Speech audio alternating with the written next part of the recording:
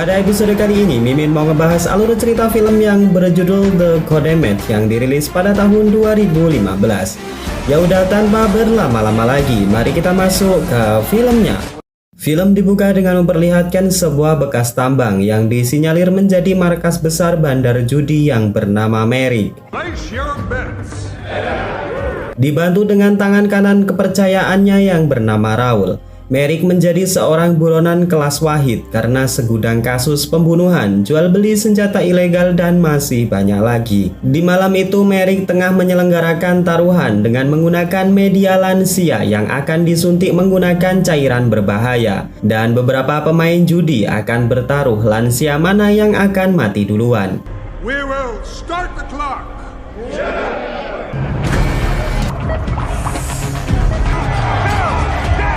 Di tempat yang berbeda, terlihat sekelompok tim pemburu buronan tengah bersiap untuk mendatangi markas Merrick.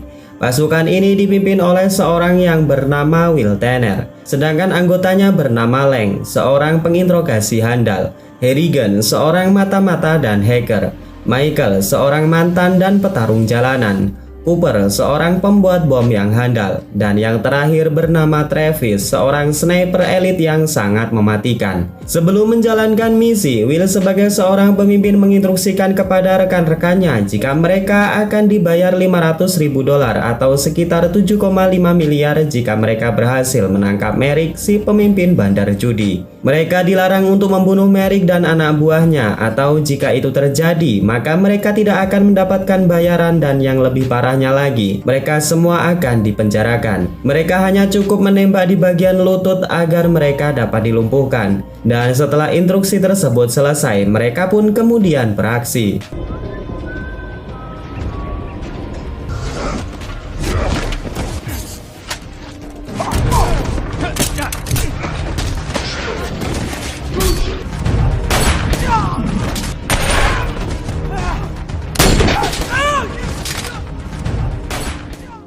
Setelah berhasil memasuki ruangan perjudian, pasukan ini pun segera memerintahkan semuanya untuk menyerah. Tak mau menyerah begitu saja, Merrick kemudian memerintahkan Raul untuk menghapus seluruh data di komputernya, lalu membawa semua uang mereka kabur, sementara ia sendiri akan menghadapi mereka.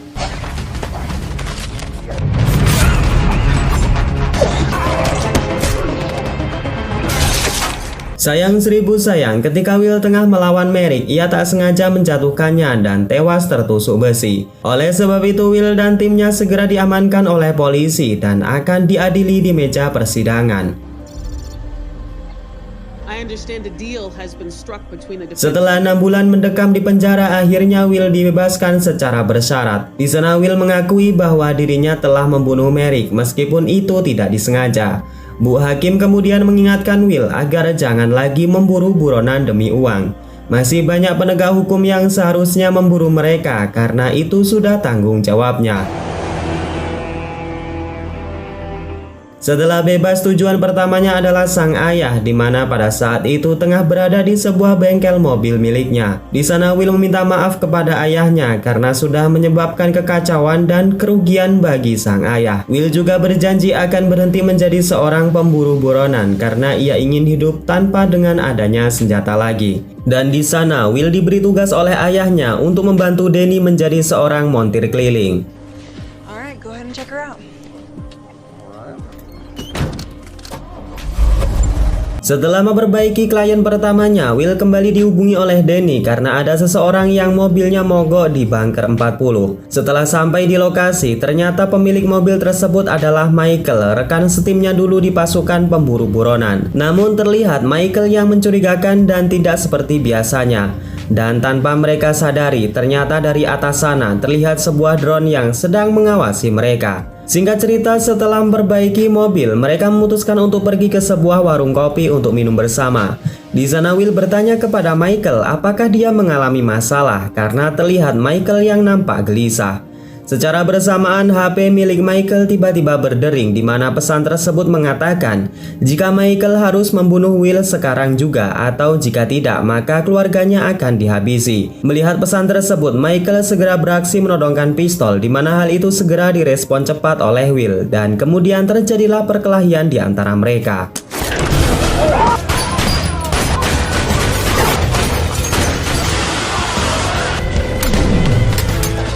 Di tengah perkelahian, terlihat Michael telah terpojok. Di sana Will bertanya kenapa Michael hendak membunuhnya. Michael kemudian menjawab jika dirinya terpaksa melakukan itu karena saat ini adiknya tengah disandra. Mereka pun masih terlihat mencoba untuk saling membunuh sampai di mana Will tak sengaja membunuh temannya.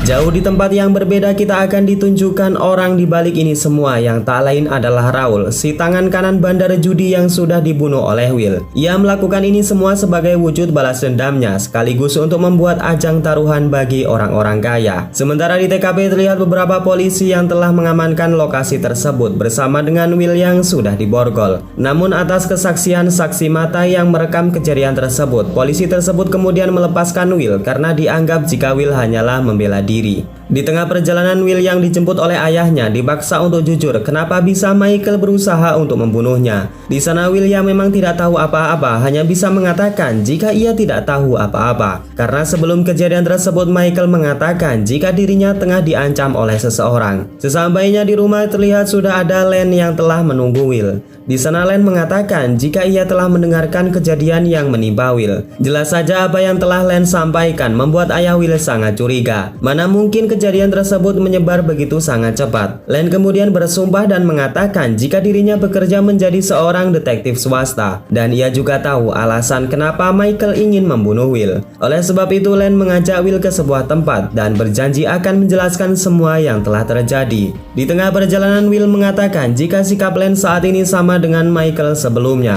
Panik dan nampak sangat gelisah seperti ada seseorang yang telah mengawasinya. Menjawab hal tersebut, Len kemudian mengatakan jika sebenarnya mereka tengah diancam. Len juga memberikan sebuah peta dan mengatakan jika Will tiba besok jam 5 pagi di wilayah tersebut, maka Will akan menemukan jawaban dari semua ini. Tapi tentu saja Len tidak akan membiarkan Will pergi ke sana dan berusaha untuk membunuhnya.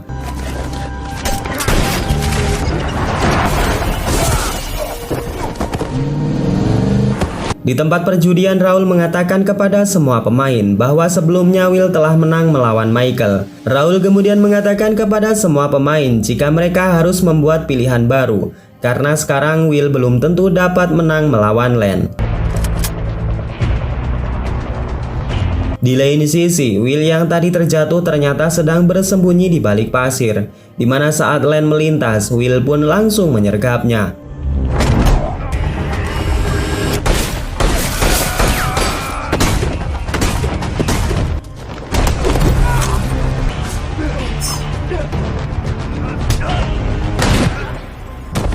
Pertarungan sengit itu dimenangkan oleh Will. Namun sebuah ancaman lagi-lagi datang di mana Travis dengan senjata snipernya telah berada di atas bukit dan sedang membidiknya.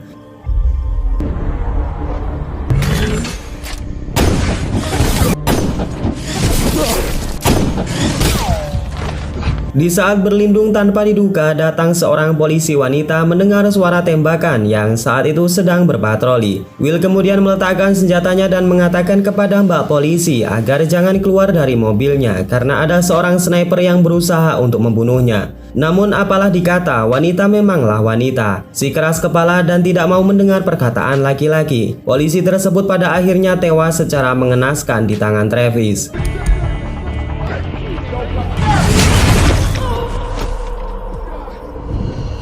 Tak lama berselang datang seseorang yang hendak menolong, di mana ternyata dia adalah Harrigan.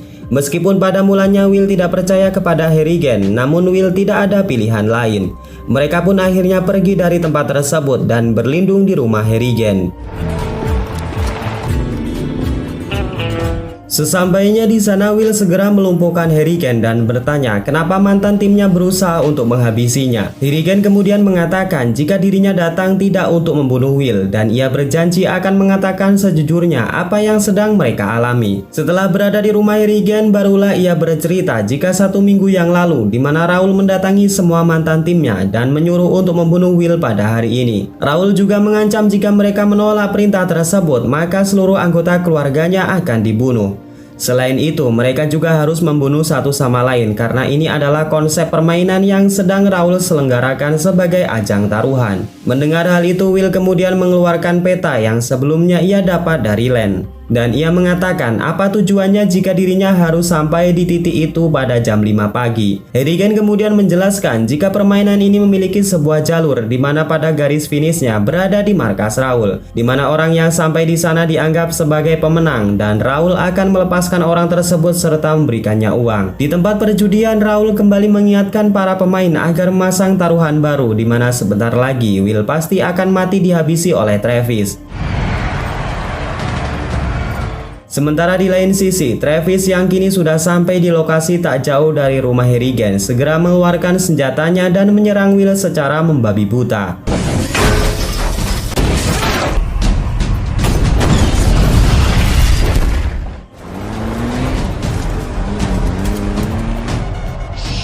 Di dalam pelariannya secara membagongkan, mobil milik Harrigan tiba-tiba mogok di jalan. Mereka pun segera pergi ke sebuah pengisian bahan bakar di mana Will segera menelpon ayahnya dan meminta pertolongan. Namun sayangnya tak butuh waktu lama bagi Travis untuk menyusul ke lokasi SPBU. Di sana Will dan Harrigan yang sedang memeriksa di luar dikejutkan dengan sebuah tembakan jarak jauh yang dilesatkan oleh Travis.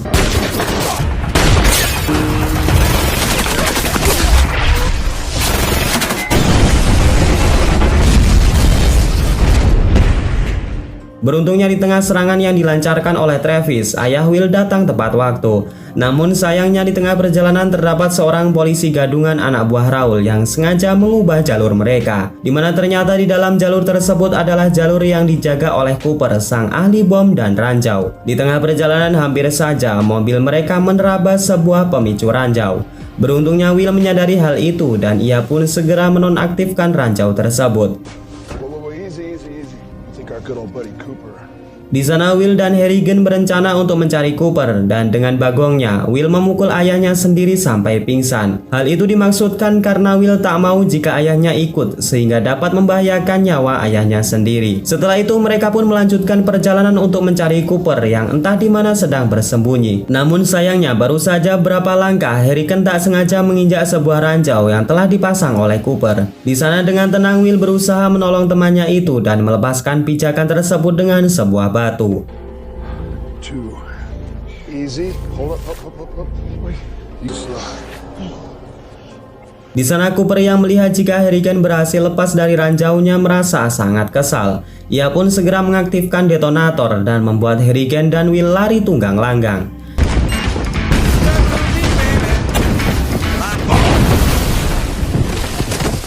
Setelah berhasil selamat dari maut, Will segera mengejar Cooper yang saat itu hendak kabur menggunakan mobil. Di sana terjadi baku hantam yang sengit di mana Cooper tak sengaja menjatuhkan pin granat. Di sana Will secara refleks segera membuang granat tersebut dan mendorong Cooper untuk melindunginya. Di sisi lain dari atas bukit, Travis yang sudah sampai hendak menembak Will menggunakan senjatanya. Namun tak lama berselang seorang pak polisi tiba-tiba datang dan hendak menangkap mereka. Di sana Cooper yang tak mau dipenjara langsung panik dan melarikan diri. Dan secara bersamaan Travis yang sudah membidik Will langsung melesatkan tembakannya.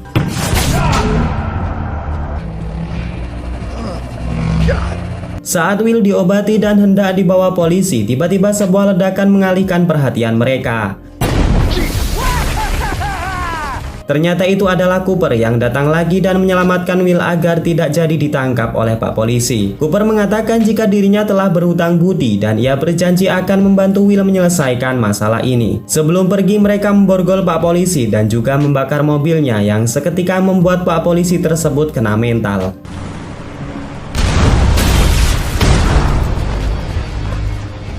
Di tengah perjalanan mereka dihadang oleh ayah Will dengan membawa sebuah mobil truk. Di sana ayah Will bersikeras untuk membantu anaknya menghabisi Raul dan menyelesaikan semua masalah ini.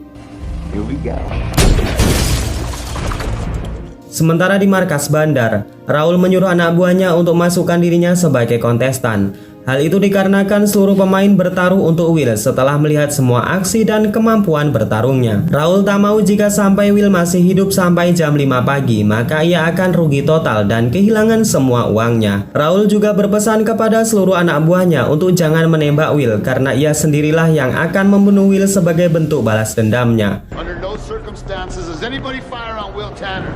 Di sisi lain, Will CS kini telah sampai di markas Raul berkat petunjuk peta yang diberikan Lance sebelumnya. Sebelum beraksi, Will mengatakan kepada ayahnya jika ia memiliki rencana untuk memanfaatkan Travis agar mereka dapat memenangkan pertempuran ini. Ia menyuruh ayahnya untuk masuk duluan bersama dengan Cooper dan juga Harrigan, sementara ia akan menunggu Travis datang. Dan setelah semua persiapan dirasa matang, Harrigan, Cooper, dan ayah Will kemudian melancarkan serangannya.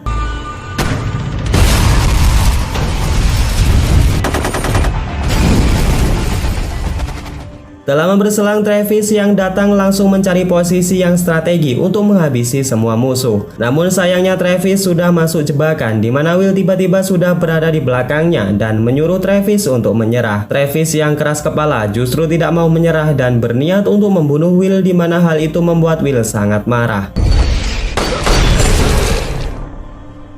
Setelah menghabisi Travis, Will pun segera bergabung dengan ayahnya dan mereka pun segera masuk untuk menghabisi seluruh anak buah Raul.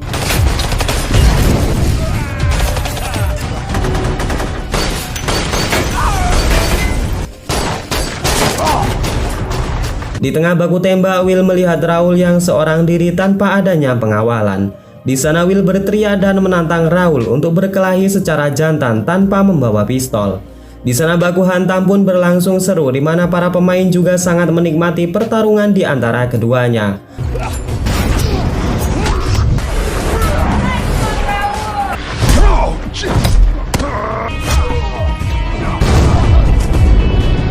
Mereka bertaruh habis-habisan, di mana pada akhirnya Will lah yang berhasil mengalahkan Raul dengan menusukkan pisau tepat di lehernya.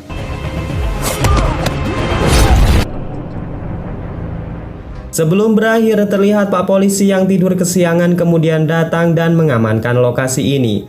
Mereka juga menangkap seluruh pemain judi termasuk menyita seluruh uang mereka. Di sana Pak Kepala Polisi juga secara khusus berterima kasih kepada Will yang telah mengungkap sindikat perjudian ini. Dan kemudian film ini pun selesai. Oke, segitu aja guys alur cerita film pada episode kali ini. Semoga kalian suka dan dapat mengisi waktu kosong kalian. Pesan yang dapat kita ambil dari film ini adalah janganlah kalian terhasut oleh permainan setan, karena pada akhirnya semua akan kalah. Memang ada sebuah pepatah yang mengatakan jika hidup tidak dipertaruhkan maka tidak akan dimenangkan. Namun yang dinamakan pertaruhan di sini bukanlah bermain judi, melainkan menjadi seseorang yang bekerja keras dan tidak mudah putus asa. Saya Najat dan Mas Abdul Rangga sebagai sponsor Kopi Temanggung mengucapkan banyak terima kasih. Wassalamualaikum warahmatullahi wabarakatuh.